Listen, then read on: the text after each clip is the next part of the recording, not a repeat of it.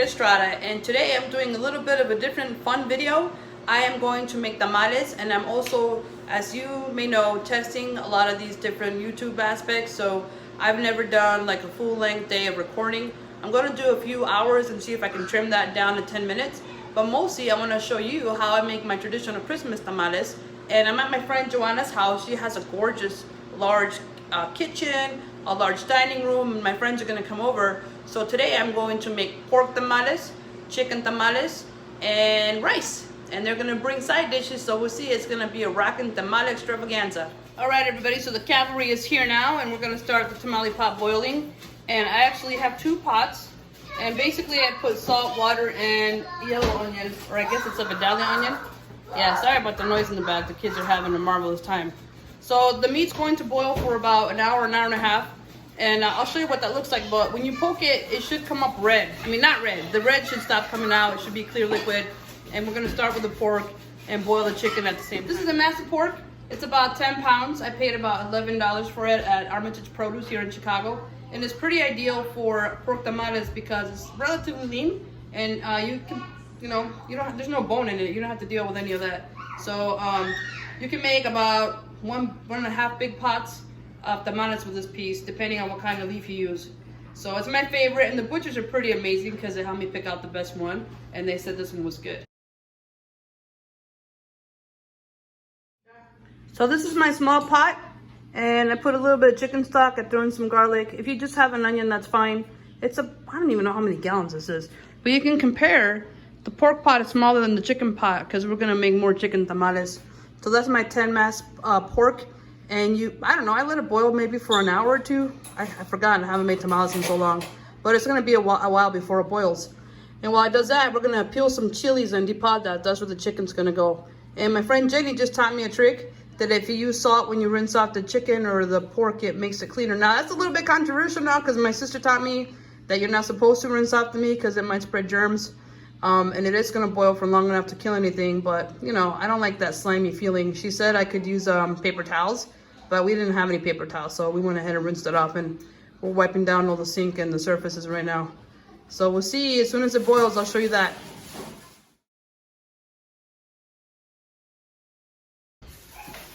All right, everyone, so we're about to depot chilies, and I forgot my glove. Simona, can you go to the kitchen and give me 2 gloves? Woo! So, my husband bought the chiles. He bought guajillo, which is not bad.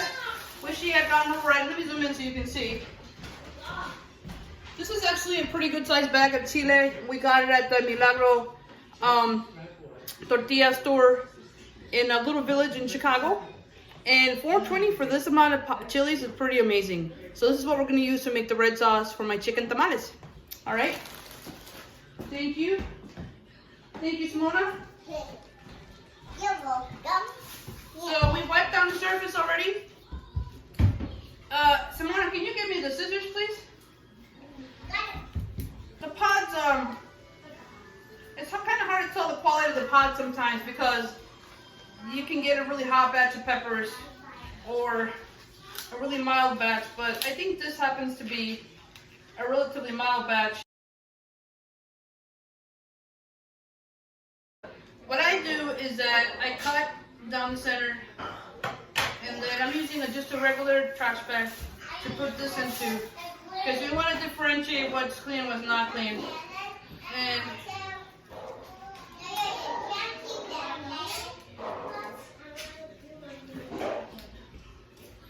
voila, clean chili. The dangers of working with chili pods is that if you don't wear gloves, and you might forget, you might blow your nose or use the bathroom, and then you'll be crying a few minutes later because it's a slow burn. So these are guajillo chiles. They're not my preference, but it's what Aaron bought me. I should have checked what Aaron's my husband. He did a great job. So you want to clean out all these little veins and all of the seeds. It's actually culturally a huge faux pas if there are seeds and veins in your sauce. Huge. The same thing with bones. You don't want to have any chicken bones or any kind of bone in your food, or forget it. People will remember for decades. For reals.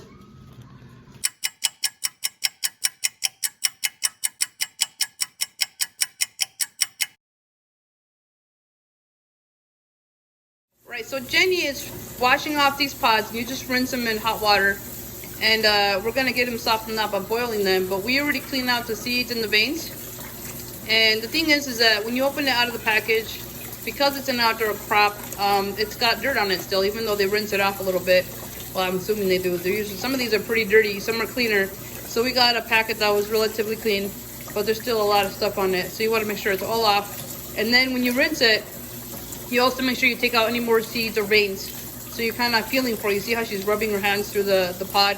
She's kind of checking to see if there's anything left in there. So you kind of give it one more pass. And we'll see how our sauce turns out.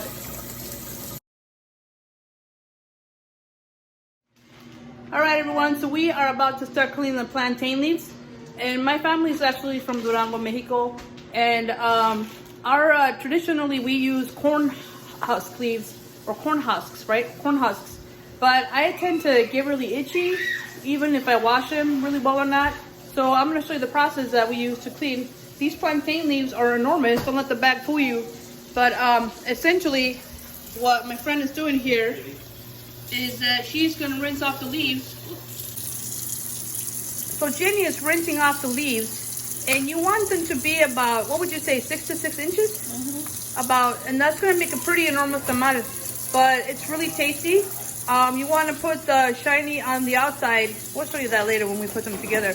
But can you hold one big one up so they can see? So you see, this is an actual large plantain leaf. And what we're rinsing off is this slimy-like texture. It's twice that long. They come in different sizes.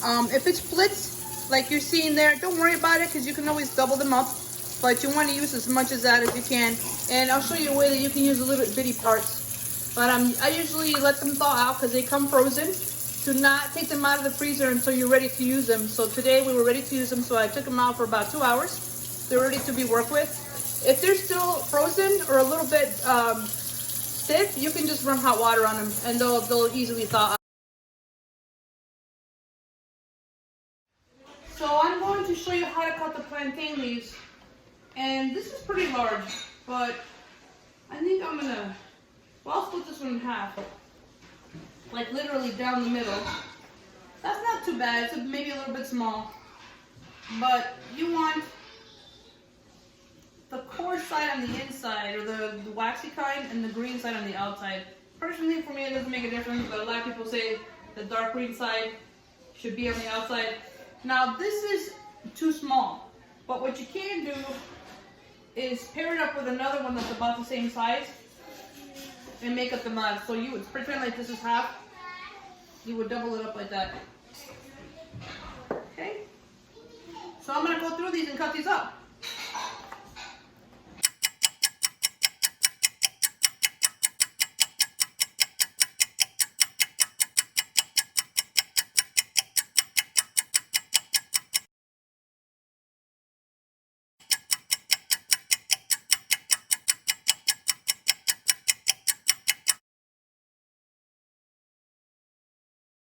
Alright, so these are the chilies. This is what I'm going to use for the chicken tamales. And you want to use the chicken stock. There's a little bit of fat in here, but you see how floppy they are? They look beautiful. These are guajillo chiles. And so this is the chicken stock, and Jenny's skimming it. You want to take off any bits of skin, any extra fat. And it won't be perfect, but you can see it's relatively clear. And this is the stock that we're going to use for the sauce and the dough when we make the masa for the tamales. So it's beautiful. Good job, Jenny. So I put most of the chilies into the blender. It's gonna take more liquid. Usually I put to about right there, which is approximately a cup of liquid. So I put just like a capful of chicken stock, or a half a handful if you have teeny hands like mine. Garlic, I eyeball it, but I tend to love garlic, so I'm gonna put a handful. Garlic tastes good to me. Let's go, my friend Paul. So this, I kind of eyeball it. I put about a teaspoon maybe in there, just to taste. And salt the same. Paul's not a big salt eater, so I'm not going to put as much. But I'm going to taste it as I blend it. So that's pretty good. But you can kind of see what the levels are. You don't want to overdo it. One time I did, and it exploded everywhere because the heat makes like a vacuum. And when you blend it, ooh, forget it, dude. It adds a lot of pressure to the lid. So we're going to see what that looks like. This is my blend tech. It's about 4 years old, but it still does the trick. And when I blend, I usually start off slow and then speed it up. So it may not have enough liquid. You want to be careful you don't burn out your blender. I'm a big chicken, so I'm going to secure it.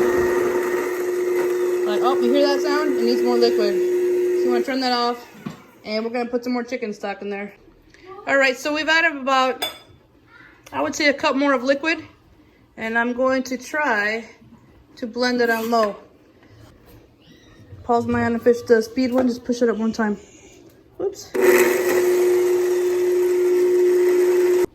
So if you're trying to blend and it still like sounds like the motor's about to burn out, you want to make a little hole so the liquid goes all the way to the bottom. So this is good now. Here you go, good sir. Wow, this is like being on a reality TV show with hoppers. Thank you, Paul. My assistant. Okay, could you push the button up? There we go. You wanted to go that route. And I over blend it because you see there are some straggler seeds. You want to keep the blender going. I usually blend it on low until everything mixes in. And then I'm going to blend it on high. Higher, not high. I would say maybe a speed 2 or 3 is good. Right, so this is the sauce. And it looks almost a perfect color. We added a little, or I added a little more garlic and salt to it, and cumin. And I have about a little more olive oil than it should here in the pan. I'm gonna fry it up, but I'm gonna have to do it in batches because you notice the burners are taking up way too much space. On my kitchen, I have 5 burners, so it's not a problem. But here, it's difficult to put another full pan, so I'm gonna have to fry this in batches. So here we go.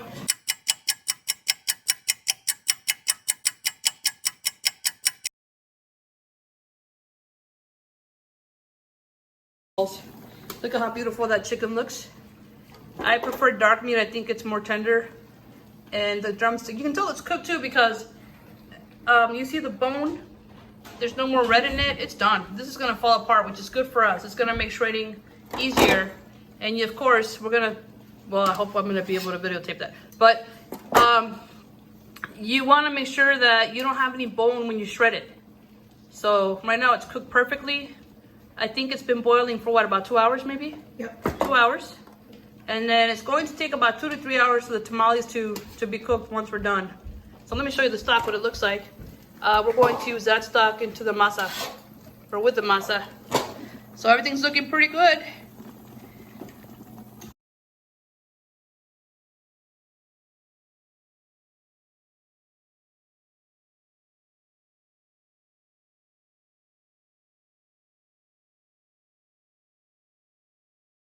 So this is my brother from another mother, Paul. His wife doesn't want to be in it, so she's in the margins. Jenny's a fantastic cook. So these are green, I guess green Mexican tomato. I don't know what the hell they are. The green tomatillos. Can you hold one up so they can see it? I'm gonna zoom in. Boop. You want to make sure they're firm. And this one, look, it's pretty good. It's not squishy at all. This is a good one. They're a little sticky. So what I do is that I take the leaves off and then rinse them. And we're actually going to put them in the pot because there's not a lot of room for other pots, you see? So we're just gonna stick it in the one where we just made the chicken, and that's fine. This is going into the masa. You're not gonna have a tomatillo flavor.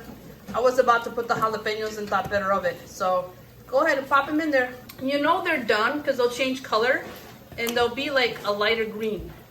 Don't burn yourself. Good job, guys.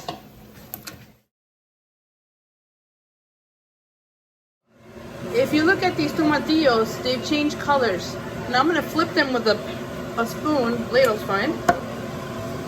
You can just flip them around. You push them down, they'll turn over. If not, don't stress out. Oh, that's actually a perfect color. It's off green now.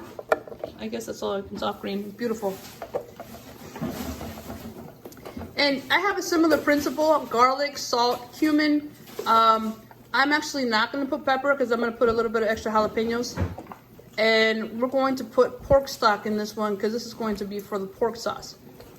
The pork is still cooking. I would say it needs about 30 more minutes before we can start shredding it. Paul's doing a fantastic job. Let me be smart about this. Hold on. There's this thing called a handle on the blender. Here we go. This is my family recipe. People do different things. I don't get overly fancy with it. I believe simple cooking is better. But my sauces have like maybe 5 ingredients. I'm trying to be super salt cognizant. Normally I measure things like my grandma used to by hand.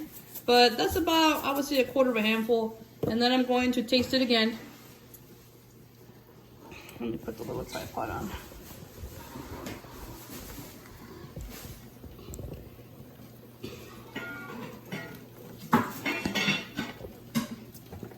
And this cumin, I'm just gonna eyeball it. I just put maybe, I would say I put a teaspoon in there. And then about 2 tablespoons of consomme. Let me show you what that is. It doesn't matter what kind of consomme you use. I grew up with this one, so I use Nor. But I've used, you know, different ones. They're a horse apiece. There is MSG in this, though, I think. So you have to be careful of all that. Can you do me a favor? Can you cut off the ends? I did already. No, you didn't. Yes, I did. No, she means like, here, I got it. Yeah. Oh, Thank you. I was literally about to do the same thing. So, and then, beautiful lady, can you put some pork sauce in here, Jay? I'm beautiful. Bro, that's beautiful. Okay, so I actually had my beautiful friend put more stock than I did previously, and hopefully this will be enough so that the blender doesn't stop and catch. Because what you don't want to do is burn the motor out. This is my favorite green sauce. I make it for my brother-in-law quite a bit. My brother-in-law is in Arizona, and when I go visit him, I make him 2 batches whenever I can. I think it's a really just fantastic sauce. You can put it on enchiladas. You can make it with pork. You can make it with chicken. It doesn't, you know, it's versatile. You can even just make a sauce, like a salsa out of it. So let me put this down so I don't blow it up everywhere. Oh, you can't. All right, so I like to secure the lid because I've had enough accidents in my years of cooking, and I always start with this blunted at level 1, or else my friend will kill me if I make a mess.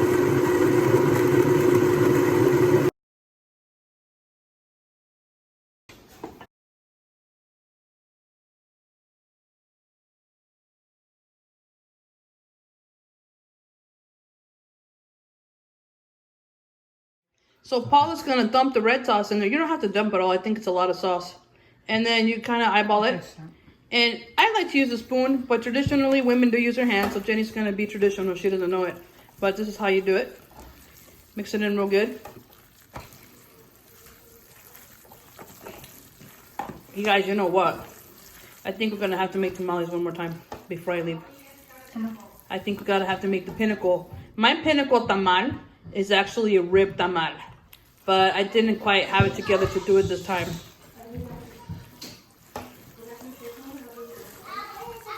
So there are littles in the building, or in the house. A little more, and then you're good. We can use that to put into the dough, and that'll give it a really nice flavor. Yes. Yeah, definitely. So we'll save that for the dough, and that'll taste delish. Very nice.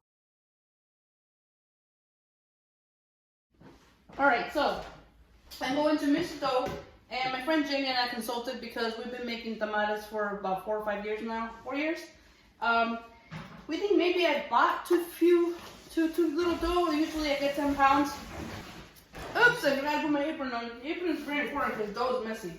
So I actually get my my dough from a Milagro distributor in Little Village, and I also get my pork rinds there.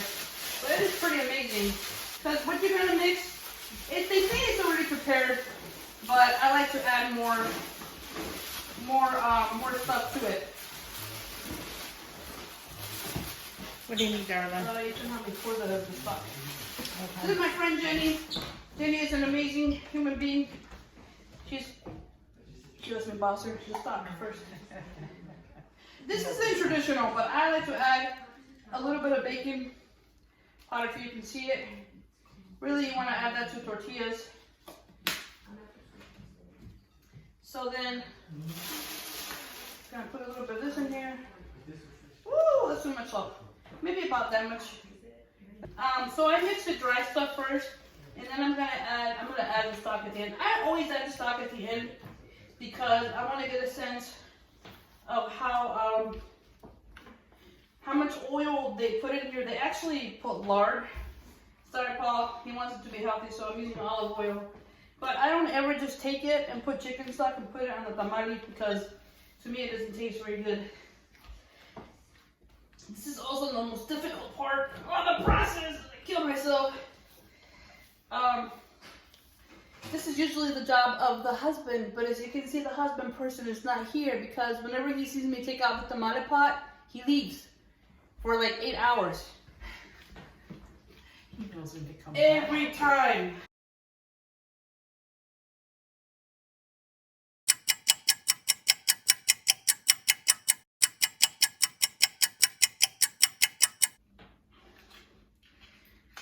I don't even know how much, I just threw it in there. Normally I use lard, but Paul wanted me to be healthy this time. And in my house we do use olive oil. Well, my auntie uses olive oil. And it turns out pretty good. You just have to make sure you put enough of it so that it's nice and smooth.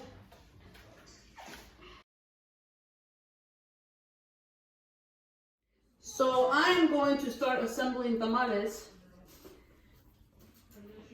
And I do things a little bit differently.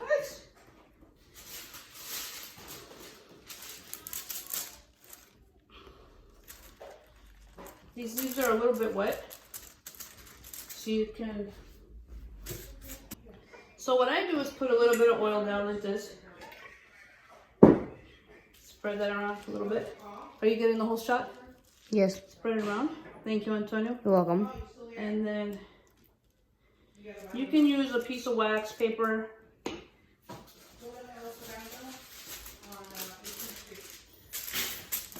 So do this. Cut it out. We're going to do a couple of these. And then you are done. Now this dough feels pretty good. It's a different consistency than what I'm used to because I didn't use lard this time. Thanks to Paul, the one that has the tamales. I'm not sure how good it's gonna cook. You can always do this. If that doesn't work, pat it down. It's a little bit weird in the consistency. Normally it's more firm, but I think it'll work.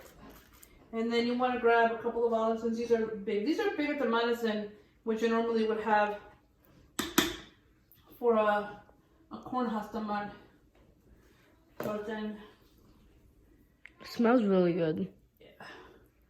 Don't be stingy with the meat, but you don't want to have it be too far out because you want this to be able to close over the meat like this. Actually, let's do it this way. Close. So, Mom, what do you think is the best recipe for making tamales? Mine. So this is not traditional. Most people would stop here. But I'm going to actually wrap in a wax paper. Not smoosh it. You don't want to smoosh it and close it up like that. And there you go. And what's going to happen is it's going to be a double seal. So when you steam the tamal, it won't leak over as much. Okay? Right off. So let's do one more. Grab my paper towels. Dry this off. Just so the masa will spread on here better. I don't even think it needs olive oil, to be honest. So I'm going to go ahead and do this. And then use my same. Again. And see if that works.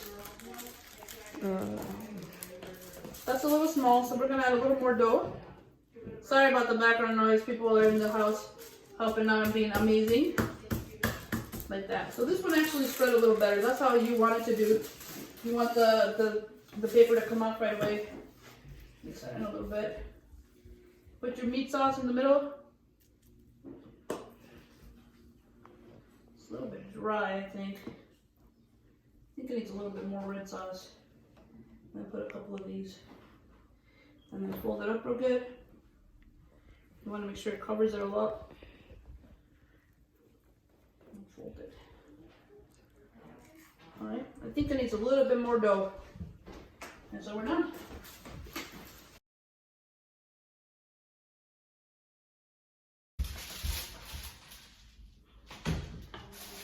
What I've noticed in tamale making is that everybody has their own recipe, their own way of doing things. Ironically, I learned this method from YouTube because growing up what we did was use the spoon, the side of the spoon to spread. So we would take the edge of the spoon and go like this. You know, and spread it. I'm just looking. But that looks pretty, more dough, a little more dough on that one. Take more dough and do. Get a great spoon, Papa.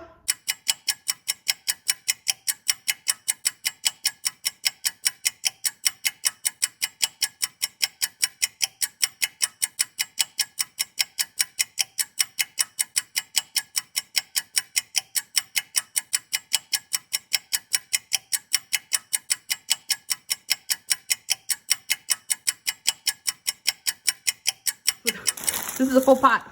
And normally I put leaves over it, but we're running out of leaves, so I just put wax paper. It's boiling for about 30 minutes, and then I'm going to put it on a low setting. Yay! Well, everybody, 3 hours later or so, the tamales are done. Oh my god. And you want to crack one open for them to see? Yes, yes, yes. And then we're going to take pictures. Out it comes. Here we go. Should we put it on a plate? Yeah, sure. So here comes the big reveal. Dun, dun, Yeah. dun. Here we go. Lovely. Yeah. It's actually a pretty nice tamale. It's not too thick with dough. Very nicely done. So I'm going to take a picture of it.